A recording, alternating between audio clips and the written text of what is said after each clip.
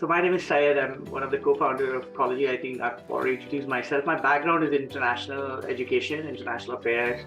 Now as an edtech entrepreneur, I engage a lot with content and people who are in the area and in the field. I'm based out of Seattle, but I travel a lot. My family is from India. I grew up in India, mostly in Delhi, but I've traveled all over India and worked. I like quickly jump into the project and tell you what we are designing here. So the project really is a festival, teen festival. It's called TCTF, the Collegey Teen Festival. The idea is to advocate about some of the work that students have done across the world.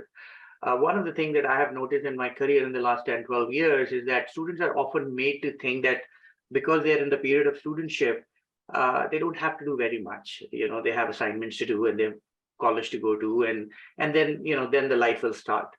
The data that we have and the stories we have tells a completely different story.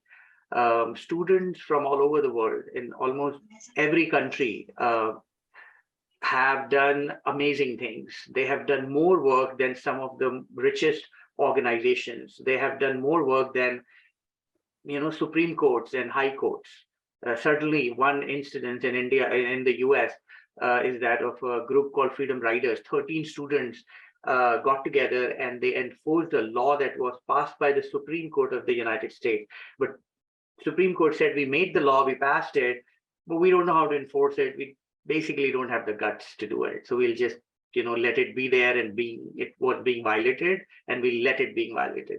And these 13 students stood up and said, no, if you can't enforce the law that you yourself made with the full force of the army and whatnot, we'll do it ourselves. And they put their life online to fight for that law. The interstate, the segregation on the interstate highways were banned by the Supreme Court.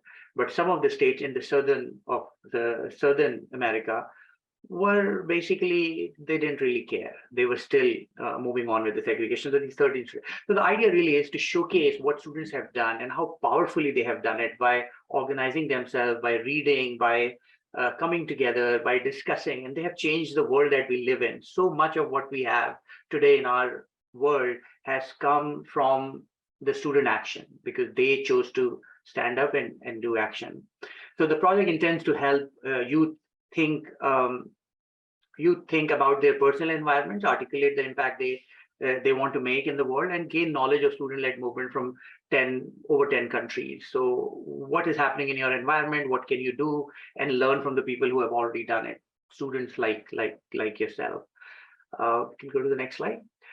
How will it impact students? A very straightforward, doesn't require too much of clarification, but it will create more self-awareness. And I'm so happy to see the word self-awareness across this summit. Yesterday saw it several times, today I saw it several times, and I think we need more of it. So self-awareness and prioritizing the idea of purpose and impact in their career decision making. So all of the case studies that we pick up in this project are real students who have gone out and have done real things, and they have basically responded to their immediate environment. So they were very aware of what's going on, and they took a call and they changed things. So this is really, and many of them actually made their career. Their career was changed because of the action that they took while they were students. So in many ways, it built their career. So taking action is not just a cool thing to do. It is something that can change your life and change your career. Some of these things, you will learn in the project because you will be organizing a lot. You will be talking to a lot of keynote speakers. You will be learning about all the movements, which countries they originated from, what was going on in those countries at that time. So for example, when one of the movements in Indonesia is the students got together and they brought down one of the dictators. What was going on in Indonesia? How did they organize? How did they do it? The powers was very, they were very consolidated powers at that time in Indonesia, but students managed to do it. Similarly in Brazil, Argentina, US, India, all over. So you will learn about these: communication, creativity, problem solving. Perspective taking is one of the most important ones here. Mindfulness and empathy would obviously become a part of the stories that students will learn.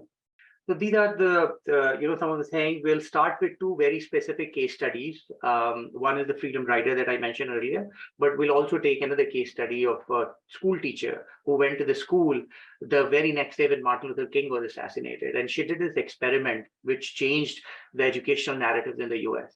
It's called Blue Eye, Brown Eyes.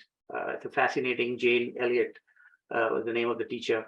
And then we'll also study all the movement. What are these movements? Where did they come from? What were they?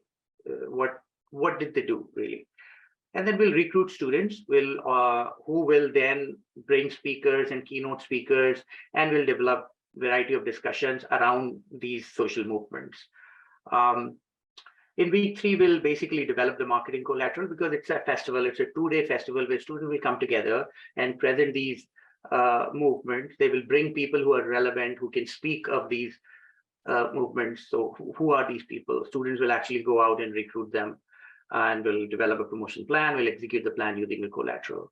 And finally, we'll continue the promotion in the 4th week also, and the end result would be a 2-day festival at a much larger scale than what this summit was, for example. It was a 2-day summit, but it was meant mostly for us to discuss with each other. This festival is meant for a much larger audience. We want more and more students and parents and counselors to come. So very specifically, 2-day festival with 12 sessions, 4 keynote speakers, and 2 panel discussions.